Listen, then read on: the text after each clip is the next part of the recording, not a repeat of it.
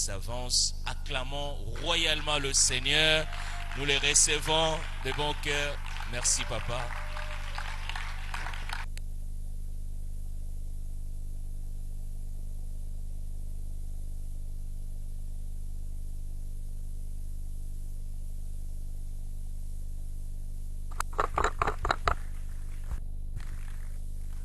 Gloire soit rendue à notre Seigneur. Alléluia. J'aimerais rendre grâce à Dieu. Alléluia. De m'avoir sauvé et de faire de moi son serviteur.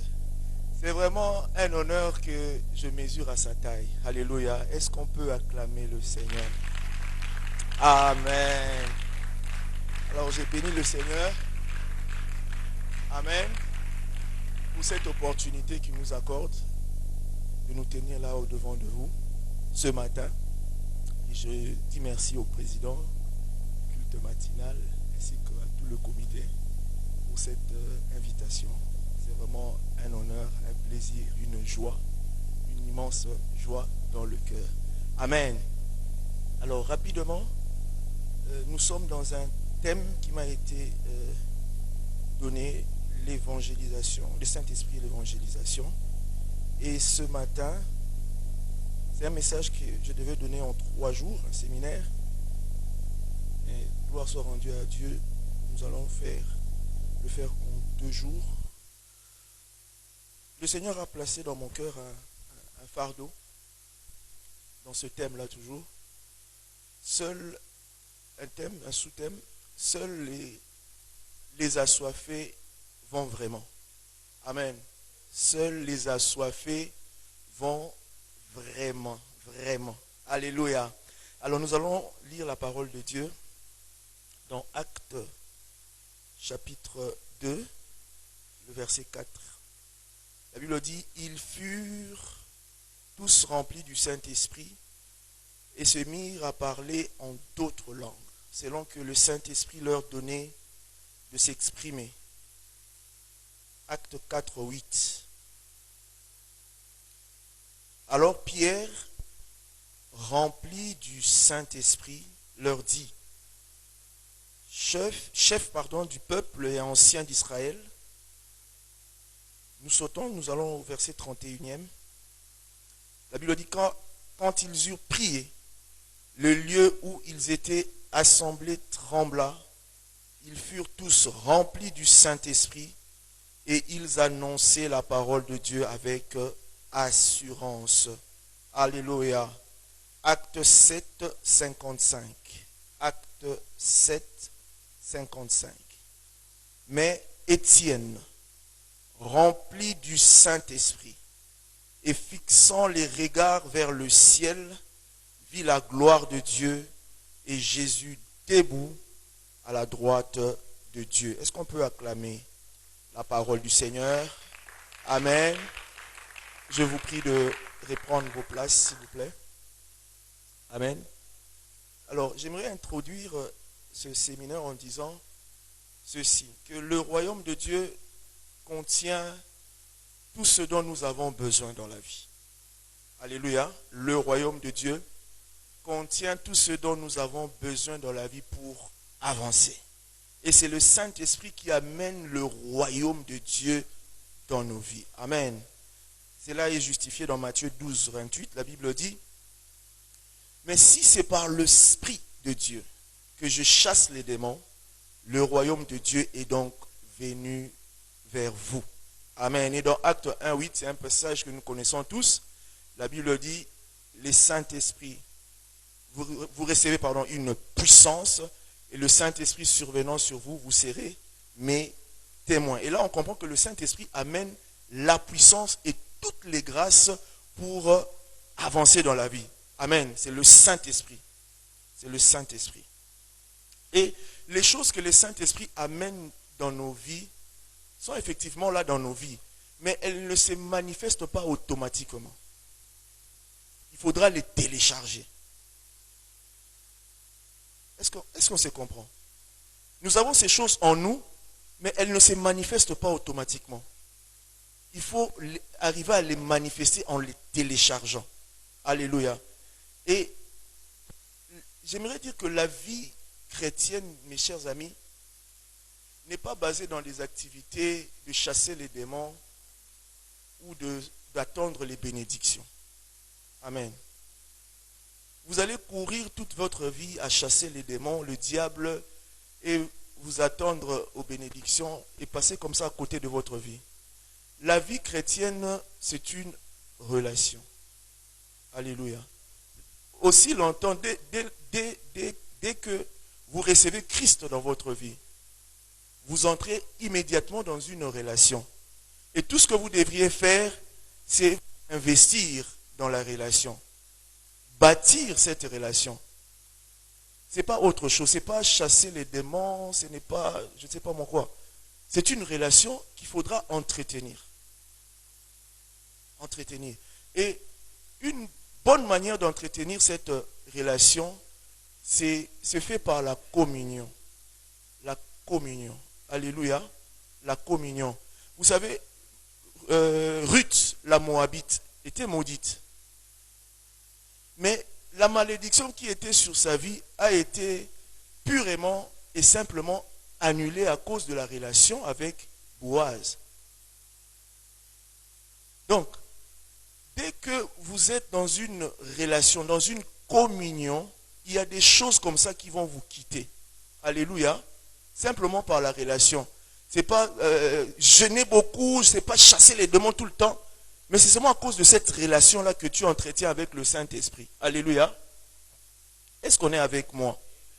Gloire soit rendue à notre Seigneur.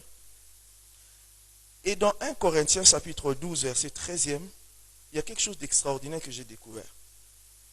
La Bible dit, « Nous avons tous en effet été baptisés dans un seul esprit, pour former un seul corps, soit juif, soit grec, soit esclave, soit libre. Et nous avons tous été abreuvés d'un seul esprit. Abreuvés d'un seul esprit. » Et ce qui m'a beaucoup plu dans ce verset, je l'ai lu dans la version français courant, la Bible dit, nous avons eu à boire de ce seul esprit. Nous avons eu à boire de ce seul esprit. Vous savez, le Saint-Esprit a fait sa démarche de venir vers nous. Alléluia. On l'a lu dans Acte 1:8.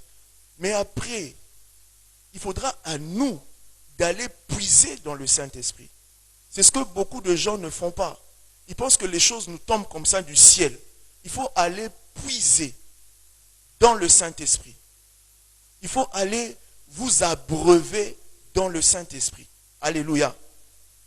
Et une bonne manière de vous abreuver dans le Saint-Esprit, c'est ce qu'on appelle la soif. Je pense que ça commence à venir. Alléluia. Comment vous devriez boire? Comment vous devriez boire? Aller puiser dans le Saint-Esprit. Vous devez boire pas n'importe quelle manière.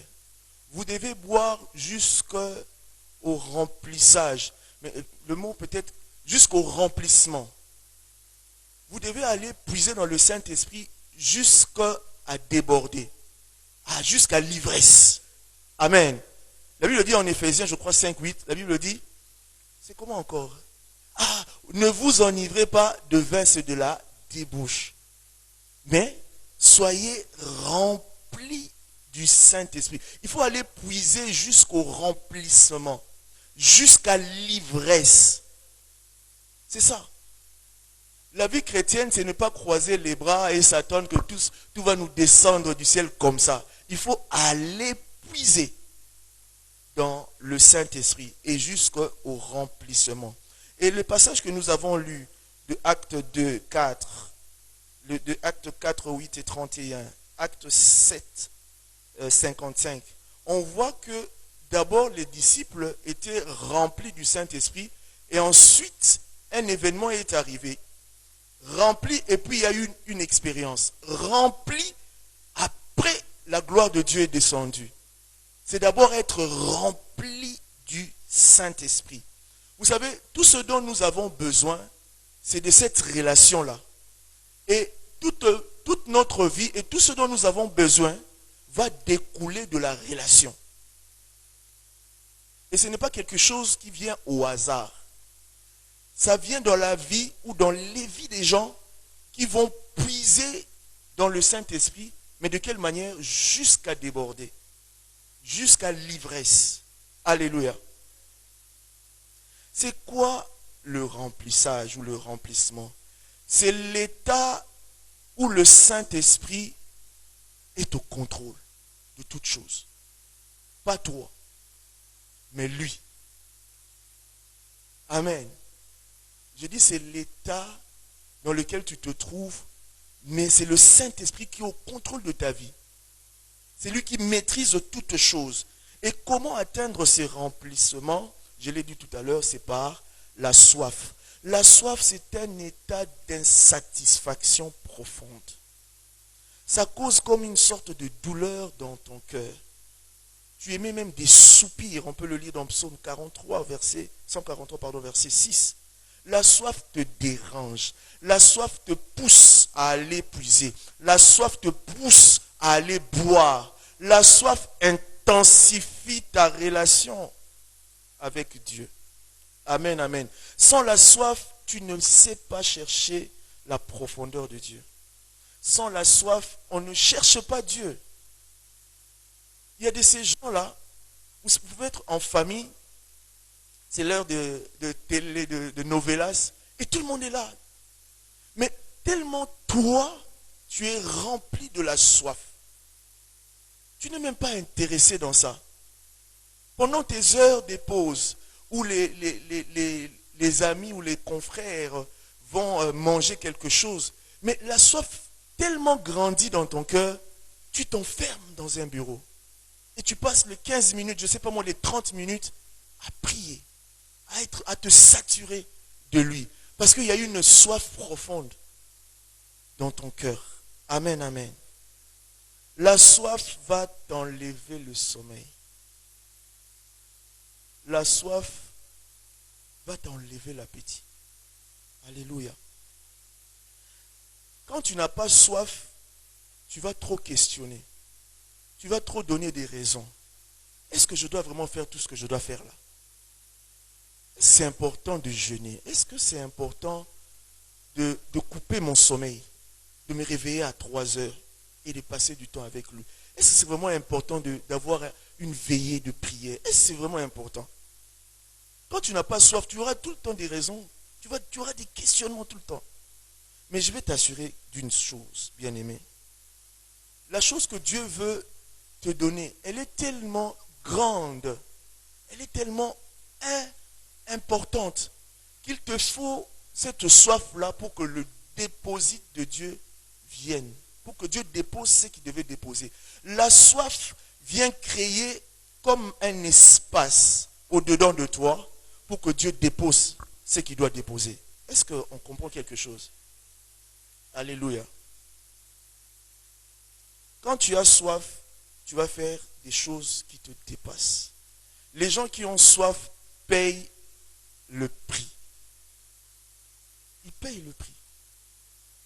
Les gens qui ont soif vont faire des choses qu'ils ne pouvaient pas faire dans les conditions normales. La mère de Zébédée, elle vient voir Jésus et lui passe une commission pour ses enfants, Jacques et Jean. Il dit, mais Seigneur, est-ce que ces enfants-là, mes enfants, ils ne peuvent pas être un à ta droite et l'autre à ta gauche? Au fait, c'était une dimension supérieure. Elle demandait quelque chose qui n'existait pas, quelque chose de grand. Comme j'ai dit tout à l'heure, la chose que Dieu veut te donner, elle est grande. Heureusement pour ces fils-là, ils ont accepté parce que Jésus a dit, est-ce qu'ils peuvent boire la coupe que je dois boire? Et ils ont dit oui.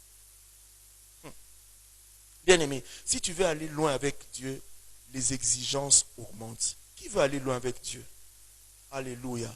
Il faut t'attendre à des exigences plus fortes, plus grandes. Amen, amen.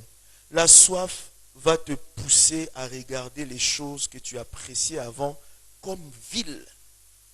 Vous savez, on ne donne pas l'héritage à n'importe qui. On donne l'héritage, amen, hein, à la personne avec qui on entretient une forte relation. Hein. Ah mais c'est ça. Hein. On ne donne pas l'héritage à un passant comme ça, moléculement, aux PC l'héritage. Non, ça ne se fait pas comme ça. Et si on veut vraiment comprendre comment retrouver la grâce, pardon, la soif dans nos vies, vous allez comprendre que la soif d'abord, elle est surnaturelle. Elle émane du Saint-Esprit. Amen, amen. Et quand vous lisez dans Osée chapitre 2, verset 14, là, Dieu parle de Gomère, hein, la femme de Osée. C'était une prostituée. Et à un moment donné, Osée était obligé d'aller chercher une prostituée. Dieu lui a imposé d'épouser une prostituée avec qui ils ont eu des enfants. Mais à un moment donné, cette prostituée est retournée dans le monde. Et le Seigneur était en train de la reprocher. Dans Osée 2, 14, la Bible dit, c'est pourquoi voici, je veux l'attirer et la conduire au désert et je parlerai à son cœur. Dieu nous conduit dans un terrain impraticable. C'est comme ça que tu dois recevoir la soif. Dieu te mettra dans des situations difficiles. Simplement pour te pousser à aller puiser dans le Saint-Esprit ou en lui. Il te mettra dans le désert, dans des conditions mystérieuses, difficiles que tu ne comprends pas. C'est seulement, il veut simplement te pousser à aller. Il veut simplement te pousser à aller puiser en lui-même. Alléluia. C'est-à-dire, Dieu est en train de te provoquer. Il est en train de te challenger afin que tu le recherches lui. Ainsi, cette soif est créée par des choses qui te manquent. Des choses que tu n'as pas. Donc, ne crains pas quand tu n'as pas. Dieu veut t'amener simplement à avoir soif, à aller le rechercher. Parce qu'il y a quelque chose qu'il a prévu pour toi. Quelque chose de grand. Alléluia. Alors, pourquoi je dis, seuls les assoiffés vont vraiment?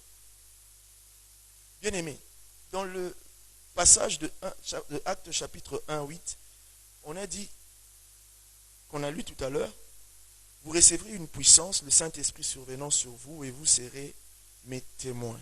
Vous savez, nous tous là, nous devons aller, hein, parce que la Bible le dit, le Saint-Esprit qu'on a reçu doit nous pousser à aller témoigner. Et moi, je n'ai toujours pas compris ce Saint-Esprit-là qui nous ferme la bouche.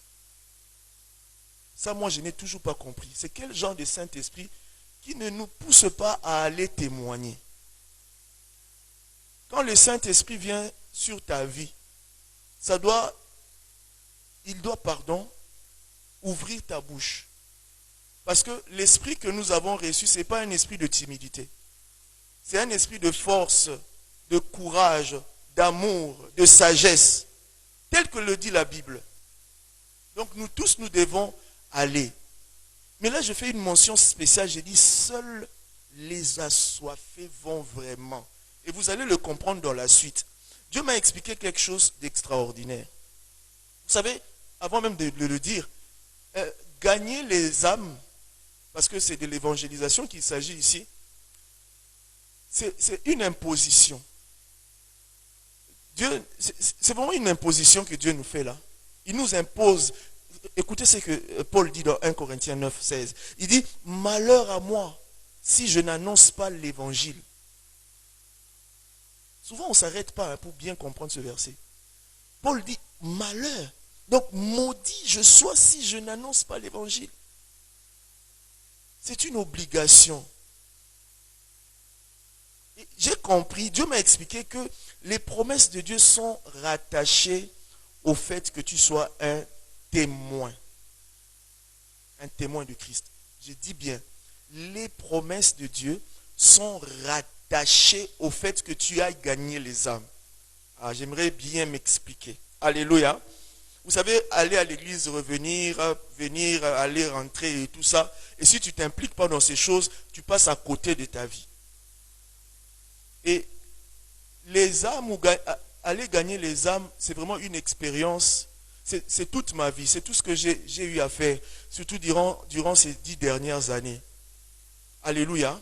Et je pense que demain, je vais vraiment beaucoup témoigner par rapport à cela. Mais aujourd'hui, j'aimerais mettre les bases. Alléluia. Dans Genèse chapitre 3, verset 15, la Bible dit, « Je mettrai l'inimitié entre toi et la femme, entre ta postérité, ça veut dire la postérité du serpent, parce que Dieu s'adresse au serpent, et sa postérité, la postérité de la femme. Celle-ci t'écrasera la tête, donc la postérité de la femme t'écrasera la tête, et tu lui blesseras le talon. Le serpent blessera le talon. Alléluia. Et dans Genèse 3, 19, la Bible dit, tu es poussière et tu retourneras dans la poussière. Quand on parle de poussière, on parle de notre nature charnelle, parce que l'homme a été tiré de la poussière, de la boue. Dieu a pris la boue, il a façonné et puis il a soufflé. Et l'homme est devenu une âme vivante. Quand on parle de poussière, on parle de notre corps humain qui a été tiré de la poussière. Donc Dieu dit, tu es poussière et tu retourneras à la poussière. On parle de notre nature charnelle. Et au verset 14, un peu plus bas, la Bible dit, Dieu dit au serpent, tu mangeras la poussière, ou tu mangeras de la poussière tous les jours de ta vie. Et là, ça m'a un peu embrouillé. Amen, franchement. Ça veut dire, Dieu a donné comme nourriture au serpent la poussière. J'ai dit la poussière, c'est l'homme charnel. L'homme qui vit selon les 5 sens. L'homme qui ne marche pas par l'esprit. Et la poussière, c'est dont le diable se nourrit. Amen, amen. À vrai dire, le serpent ne se nourrit pas de poussière. Parce que si vous questionnez à un éleveur des serpents, il ne vous dira pas que chaque matin, il donne une mesure de poussière au serpent. Non. Mais ça, c'est une dimension spirituelle. Est-ce que vous comprenez? C'est vraiment une dimension spirituelle. Si tu es charnel, considère-toi que tu es une nourriture pour le diable. Tu vas dire, mais parce que moi, je ne fais pas beaucoup de choses. Moi, je viens à l'église. Et même pour quelqu'un qui ne vient même pas à l'église, il dit, mais moi, je suis plus que les chrétiens. Je ne fais pas ceci, je ne fais pas cela. Laisse-moi te dire, tu es dans le réfrigérateur, dans le garde-manger du diable. Parce que tu comprendras que tout homme charnel qui ne marche pas selon l'esprit, il est une proie, une nourriture pour le diable. Vous savez, quand tout le temps vous êtes attiré vers le sexe, ce petit copain-là qui tout le temps t'invite à aller avec lui, tu ne sais pas ce qui se passe. Et quand vous passez à l'acte et que l'impudicité grandit dans votre cœur, dans votre vie, vous devenez véritablement charnel, ça veut dire poussière, et vous devenez une proie, un aliment, une nourriture pour le diable. Quand quelqu'un vous pousse à vous quereller, vous savez que dans Galates, je crois 5, on parle des comment on appelle ça? Des œuvres de la chair. Et on parle également des querelles. Vous savez que quand vous devenez querelleux, vous basculez directement dans le quartier de la poussière. Et là, vous devenez une proie, un aliment. Il vous place déjà dans son réfrigérateur, prêt à vous consommer. Au fait, les gens que le diable met dans son réfrigérateur, ils sont d'apparence calmes, mais ils sont dans le réfrigérateur. Ils ne s'occupent pas de vous parce que vous avez un frigo. Il y a un se préoccuper de battre. Mais à un moment donné, il va mordre, il va manger. Quand on parle de cette postérité, de la femme, on ne parle pas vraiment de l'homme, parce que là, le pasteur même l'a expliqué, on parle de Jésus-Christ, parce que lui, il est venu de la femme, sans l'homme. Et quand on parle de Jésus-Christ, on parle aussi de nous, hein, de l'Église, des chrétiens. Et c'est Jésus qui est venu pour écraser la tête du serpent. Et les chrétiens doivent écraser la tête du serpent. Oh, dis à ton frère, j'écrase. Oh, dis à ton frère, j'écrase. Alléluia, alléluia. Gloire au Seigneur. Et un bon chrétien, s'il a des problèmes, des difficultés, et qu'il n'arrive pas à vivre dans la victoire, c'est que son talon a été blessé. J'ai dit un bon chrétien. Son talon a été blessé. Pourquoi Dieu a-t-il laissé cette brèche? À la veille de son départ, dans Jean chapitre 13, verset 8, Jésus invite les disciples pour laver leurs pieds. Il dit, venez. Et Pierre, lui, s'interpose. Il dit, mais tu peux pas, tu peux pas. Et Jésus lui dit dans Jean 13, 10, il dit, c'est lui qui est lavé n'a pas besoin. Non, d'abord au chapitre 8, il dit, si je ne te lave, il répond à Pierre, si je ne te lave donc les pieds, tu n'auras point de part avec moi.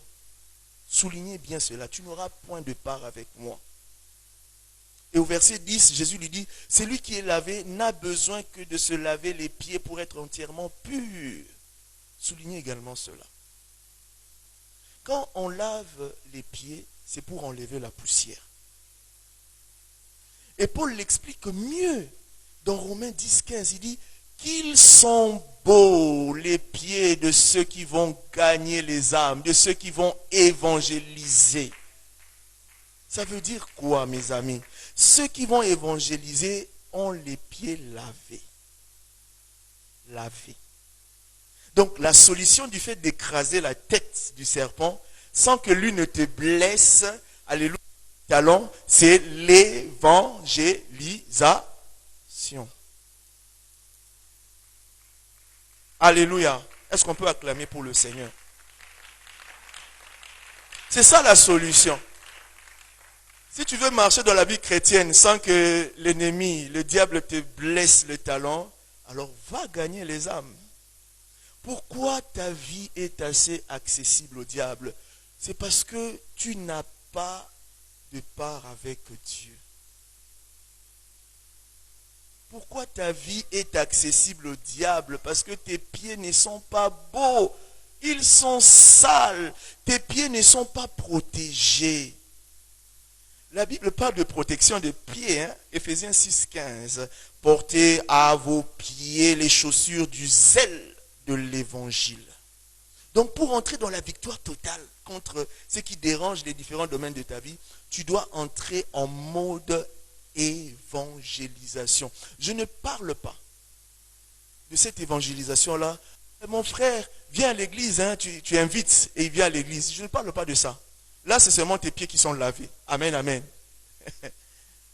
Mais je parle de ce zèle-là, où tu te réveilles le matin, tu dis, Seigneur, qui je vais gagner aujourd'hui? Où tu as, en début d'année, des plans d'évangélisation, où tu ne passes pas un lieu sans regarder, bien regarder, à gauche et à droite, si tu ne dois pas prêcher la bonne nouvelle. Je parle du zèle. Seuls les assoiffés ont cela. Alléluia. Seuls les assoiffés. Donc tu comprends que, véritablement, si tu ne t'engages pas dans ces choses, c'est comme si tu passes à côté de ta vie. Tu passes vraiment à côté de ta vie. Et tout le temps, tu auras le talon blessé. Où on voit des chrétiens crispés, des chrétiens aigris, priant, jeûnant, louant Dieu, mais haineux. Des chrétiens qui ne savent pas percer. Les chrétiens qui sont en difficulté dans leurs finances. Ils ne savent pas à quel saint se vouer. Il dit, mais je vous assure, tout se cache dans la relation qu'on entretient avec le Saint-Esprit. Dans la soif qui va t'animer. Et non seulement t'animer, parce que la soif va te pousser à aller puiser. Et quand tu vas puiser, parce que j'ai dit tout se cache dans le royaume, et tu vas puiser tout ce dont tu as besoin, tout ce que Dieu a en réserve pour toi, il faut aller le puiser dans le Saint-Esprit, en Dieu lui-même. Et ces choses passent par l'évangélisation. Vous recevrez une puissance, le Saint-Esprit survenant sur vous, et vous serez mes témoins. Le Saint-Esprit vous pousse à aller. Ça ne vous garde pas sur place. Ça vous pousse à témoigner et à aller vraiment gagner les âmes. Est-ce qu'on peut acclamer la parole du Seigneur? Est-ce qu'on peut bénir la parole du Seigneur? On est debout. Oh Seigneur, merci pour ce téléchargement. Alléluia, ce matin.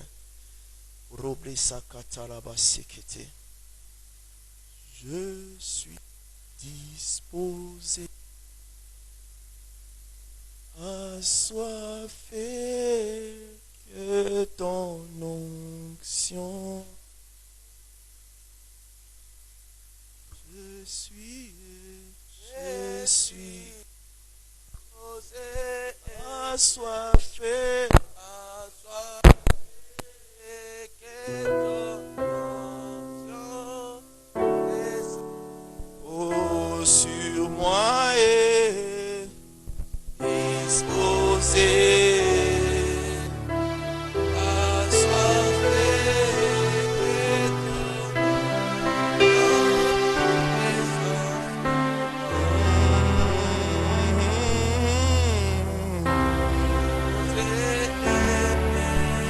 Toi, oh, que la soif vienne sur ta vie. Vois les manques que Dieu fait arriver dans ta vie. Vois ces conditions impraticables, difficiles, ce terrain impraticable dans lequel le Seigneur te dépose. Ce n'est pas en vain, ce n'est pas pour rien. Il veut simplement te pousser à aller puiser en lui. Te pousser, il veut te provoquer, te challenger à aller le chercher. Oh Seigneur, quand le Saint-Esprit est là, il fait 3 choses exceptionnelles. Il te remplit, il te conduit, il te revêt. Quand il te remplit, c'est qu'il n'y a plus de place pour le caractère charnel. Je répète, quand il te remplit, c'est qu'il n'y a plus de place pour le caractère charnel. Est-ce que tu peux prier? Oh, le Saint-Esprit te remplit. Donc le caractère charnel te quitte automatiquement. Quand il te remplit, c'est que le caractère charnel disparaît. Oh, Rebo Sharababa. Oh, Marabasi. Remplit, j'ai dit il te remplit. Il te remplit. Le caractère charnel te quitte. Sorte de ta vie. Le caractère charnel. Parce que tu ne peux pas basculer dans le quartier de la poussière. Parce que le caractère charnel te quitte à cause du remplissement, à cause du remplissage, à cause de débordement, à cause de l'ivresse. Yes. Alléluia. Oh Seigneur, merci parce que tu nous remplis ce matin. Tu nous remplis. Alléluia. Et la deuxième des choses, il te conduit. Ça veut dire il t'aide à marcher selon l'esprit. Il t'aide à marcher selon lui. Quand il te conduit, c'est lui-même qui vient t'aider à marcher selon l'esprit. La Bible dit marcher selon l'esprit. Et vous n'accomplirez guère les désirs de la chair. Car les désirs de la chair sont contraires à ceux de l'esprit. Oh, que le Saint-Esprit te conduise ce matin. Que le Saint-Esprit te conduise ce matin. Laisse-toi conduire par lui. Laisse-toi guider par lui. Laisse-toi entraîner par les vagues de son amour. Qu'il t'entraîne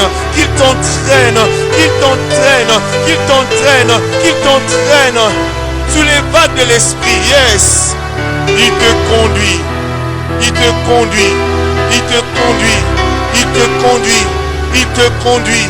Il te conduit. Il te conduit. Il te conduit. Alléluia. Et troisième chose, il va te revêtir. Il va te revêtir. Ça veut dire qu'il te qualifie pour accomplir la destinée pour laquelle tu as été suscité. Oh, il te qualifie pour accomplir. Il te qualifie pour accomplir la destinée pour laquelle tu as été suscité. C'est ça quand il te révèle. C'est ça quand il te donne un vêtement. Ça veut dire qu'il te qualifie pour accomplir la destinée, ta destinée. Et ce matin, alléluia, le Saint-Esprit est en train de revêtir les vies ce matin.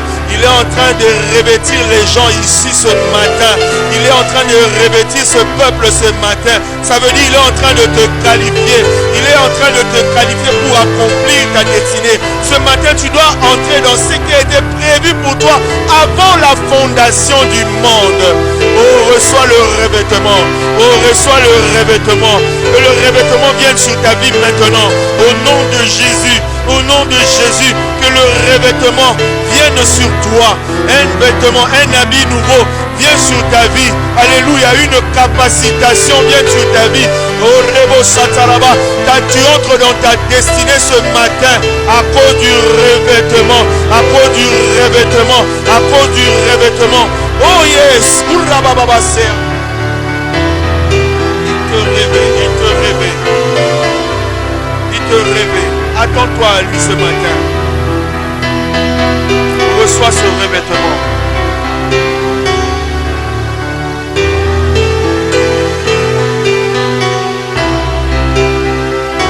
Reçois ce revêtement.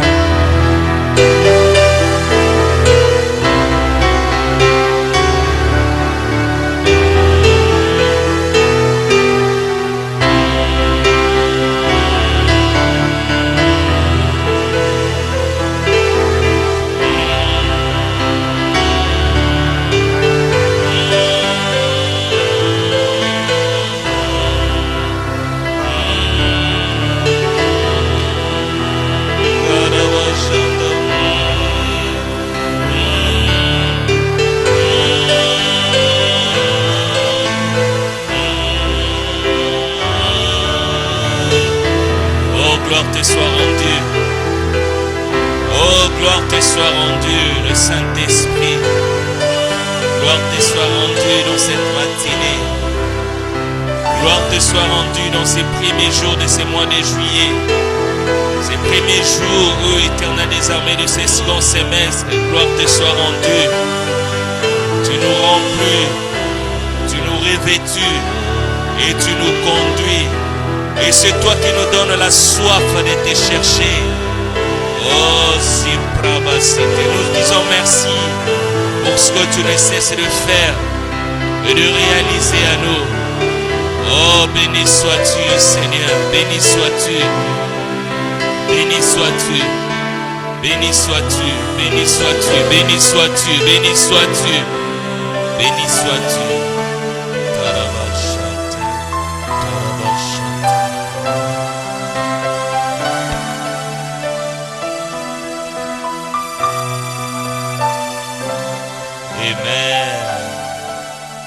Amen. Est-ce qu'on peut acclamer royalement le Saint-Esprit de Dieu ce matin? Est-ce qu'on peut royalement acclamer le Saint-Esprit ce matin? Oh, gloire te soit rendue. Nous te disons merci.